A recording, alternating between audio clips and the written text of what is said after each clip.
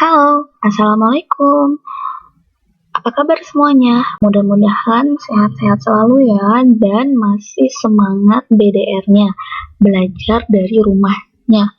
Jangan sampai hilang semangatnya, oke? Nah, hari ini kita akan belajar tentang klasifikasi materi. Setelah sebelumnya kita kemarin belajar tentang klasifikasi makhluk hidup ya. Nah, sekarang kita akan belajar klasifikasi materi atau klasifikasi pada benda tidak hidup. Berdasarkan wujudnya, benda tidak hidup itu dibedakan menjadi 3, yaitu ada zat padat, zat cair, dan gas. Apa sih perbedaannya? Yang pertama adalah dilihat dari bentuknya. Padat itu bentuknya tetap. Cair bentuknya berubah sesuai dengan tempatnya. Contoh, ibu punya air 1 gayung, berbentuk gayung kan, kemudian dipindahkan ke ember. Tentu airnya akan berubah mengikuti bentuk ember. Begitupun dengan gas ya, bentuknya akan berubah sesuai dengan tempatnya. Volume. Pada zat padat, volumenya tetap, zat cair juga tetap. Tadi, 1 liter air pada gayung, ketika dipindahkan ke dalam ember ya tetap 1 liter. Ya, tapi gas, volumenya berubah sesuai tempatnya. Nah, sekarang jarak antar partikelnya sangat rapat. Ini ya contohnya. Nah, zat padat ini jarak antara partikelnya sangat rapat. Sedangkan cair itu jarak partikelnya lebih renggang, sedangkan di gas itu sangat renggang. Apa akibatnya?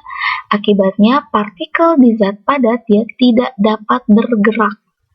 Tapi kalau cair bisa bergerak, terbatas tapi karena dia tidak serenggang gas ya. Ketika atau gas sekarang ini partikelnya dapat bergerak sangat bebas. Oke, lanjutkan. Nah, berdasarkan komposisinya, materi itu disebut juga sesuatu yang memiliki massa dan menempati ruang. Ya, ini benda tak hidup ya. Materi diulang lagi ya. Materi adalah sesuatu yang memiliki massa dan menempati ruang. Ini dibedakan menjadi 2. Ada zat tunggal, ada campuran. Zat tunggal, dilihat dari namanya, zat tunggal itu berarti ya 1 ya, terdiri dari 1 jenis materi, sedangkan campuran adalah terdiri dari beberapa zat tunggal. Oke, bisa difahami ya. Nah, zat tunggal itu ada 2. Ada unsur dan senyawa. Apa itu unsur? Unsur adalah zat tunggal yang tidak bisa diuraikan, sedangkan senyawa adalah zat tunggal yang bisa diuraikan. Nanti akan Ibu bahas ya. Kemudian campuran juga dibedakan menjadi 2, ada homogen dan heterogen. Nanti akan dibahas. Oke, sekarang kita akan bahas dulu tentang unsur. Unsur adalah zat tunggal yang tidak dapat diuraikan lagi menjadi zat yang lebih sederhana dengan proses kimia biasa. Contohnya ada besi, emas, seng. Misal besi. Besi ketika dia dipotong lagi menjadi bagian yang lebih kecil, itu tetap masih besi, ya. Dia tidak bisa diuraikan dengan proses yang sederhana menjadi zat yang lain. Begitupun dengan emas, ketika dipotong, diuraikan tetap jadi emas. Seng juga sama, ya. Nah, ini ada tabel contoh. Sebetulnya unsur itu ada banyak sekali ya. Ini contoh, Ibu kasih 6 aja contohnya. Nah, ini ada nama latinnya aluminium. Nama Indonesianya sama aluminium. Ada aurum, itu adalah emas. Argentum adalah perak. Oksigen ya oksigen. Karbon adalah karbon. Kalsium adalah kalsium. Nah, simbolnya gimana? Cara menulis simbolnya ya, simbol itu ditulis berdasarkan nama latinnya, ya, ini ya. Dan misalkan nih oksigen ya, simbolnya berarti huruf O. Dan ditulis dengan huruf kapital, huruf besar di awal. Lalu, gimana nih kalau ada huruf yang sama? Ini A, ini A, ini A. Nah, kalau ada huruf yang sama, itu diambil 2 kata. Contohnya tadi aluminium jadi AL. Huruf depannya kapital, huruf belakangnya huruf kecil ya. Aurum AU, argentum AG. Nah, ini karbon C. sedangkan kalsium adalah Ca. Bisa difahami ya? Kita lanjutkan ke senyawa. Senyawa adalah zat tunggal yang bisa diuraikan menjadi zat yang lebih sederhana dengan proses kimia biasa. Kalau unsur tadi tidak bisa diuraikan, kalau senyawa bisa. Contoh, nih air. Air itu rumus kimianya adalah H2O. Dia bisa diuraikan nih menjadi hidrogen dan oksigen. Oke. Begitupun dengan garam dapur. Natrium klorida. Dia bisa diuraikan menjadi natrium dan klorida. Bisa difahami ya? Kita lanjutkan ke campuran. Nah, campuran itu tadi apa ya? Ya, gabungan beberapa jenis zat tunggal. Campuran ada dua nih. Ada campuran homogen dan ada campuran heterogen. Campuran homogen itu campuran yang jadi satu. Contoh, yang satu fasa ya, contoh larutan gula.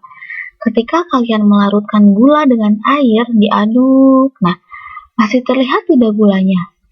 Tidak ya, airnya sudah sudah melarut dengan gula. Gula sudah melarut dengan air. Contoh lain adalah larutan teh. Teh dicampur gula, dicampur air, ketika diaduk ya dia jadi satu. Nah, itu campuran homogen. Oke.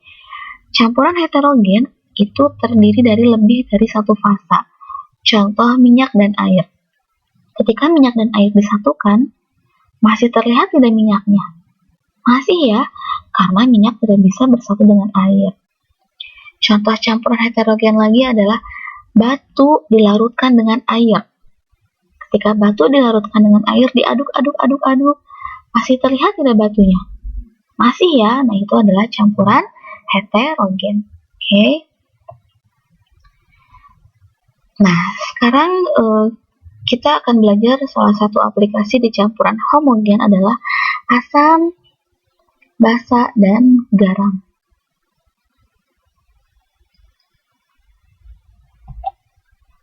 Maaf ya, ini loading.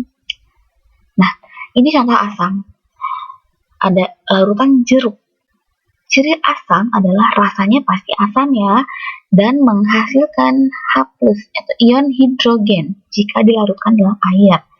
Sifatnya korosif nih, korosif itu bisa menyebabkan karat pada logam.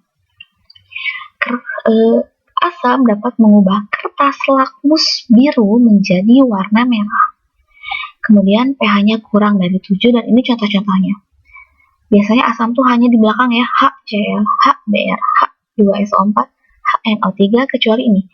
CH3COOH ini hanya di belakangnya adalah cuka. Kemudian basa. Basa. Nah, ini basa, persabunan itu biasanya sifatnya basa. Cirinya adalah rasanya pahit, menghasilkan ion OH, ion OH- jika dilarutkan dalam air, mengubah lakmus merah menjadi biru, kemudian bersifat kaustik. Kaustik itu licin. Sabun licin kan ya? Kemudian bereaksi dengan lemak membentuk sabun. pH-nya lebih dari 7. Nah, ini contohnya. Contoh kalau tadi kan kalau asam ada HH-nya, nah kalau basa itu cirinya ada OH. NaOH, natrium hidroksida, ini bahan membuat sabun. Kalsium hidroksida ini campuran adukan semen. Magnesium hidroksida ini obat mah. Lanjutkan loading.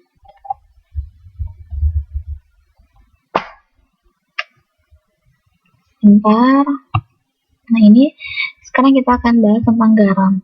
Garam itu adalah reaksi antara asam dengan basa. Jadi kalau asam dicampur basa itu bisa menghasilkan garam dan air. Ini contoh-contohnya. Oke, lanjut ya. Kita sekarang ke indikator asam dan basa. Jadi indikator itu alat untuk menentukan asam dan basa. Nah, ini ada kertas lakmus ya. Ada lakmus biru dan lakmus merah. Oke, nah jika asam, ingat huruf M, asam.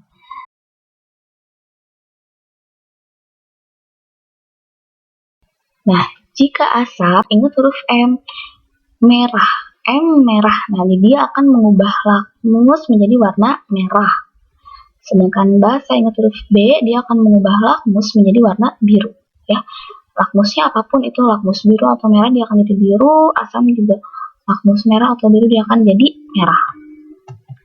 Nah, contoh ketika ada gelas, dia diisi dengan larutan asam, kemudian dicelupkan lakmus biru, dan ingat ya, asam merah, maka lakmus birunya itu akan berubah menjadi warna merah. Oke. Sekarang ada indikator alami. Indikator alami itu terbuat dari alam ya, terdapat di alam maksudnya. Ada kulit manggis, ada kol ungu, ada mahkota bunga satu. Mungkin kalau tidak corona, kita sedang praktikum ya hari ini. Nah, sekarang ada tingkat keasaman atau disebut pH. Ketika pH-nya 7 itu namanya sifatnya netral ya. Nah, 1 sampai 6 itu sifatnya asam, sedangkan 8 sampai 14 itu sifatnya basa. Nah, untuk menentukan pH ada dua alatnya nih. Ada indikator universal dan ada pH meter. Mudah-mudahan kita bisa belajar menggunakan ini ya. Ibu sudah beli, udah prepare alatnya, tapi nggak bisa ketemu. Ya, doakan semoga corona cepat berlalu. Oke, mungkin itu saja materi dari Ibu. Terima kasih untuk perhatiannya. Selamat belajar. Assalamualaikum warahmatullahi wabarakatuh.